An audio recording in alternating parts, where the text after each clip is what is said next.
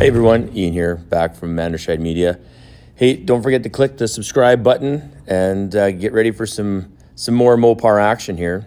What you're watching is the 446 pack that came out of the 71 Charger RT. It was in some serious despair. So fortunately, it was salvageable. Obviously, everything is new. If you can see by all the moisture that has been in this engine, there's rust upon rust upon rust, but managed to save the block.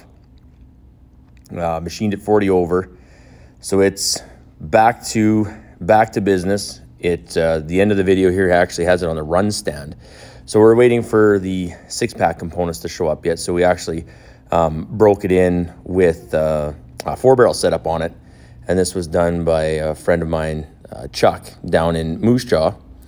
So the cylinder heads were cracked. It had all kinds of, if you're a mechanic looking at this is scary pictures and footage here of what that engine was like. But again, now we're back to good. You can see some pictures here where, yeah, we're definitely on the upside now for sure. So it's actually back at Radical now. It's getting detailed. The 6-pack components are all on their way, showing up. So we should have some finished product video here coming up here in a while. But nevertheless, we thought we'd give you an update on what the engine was looking like, and it was not looking good.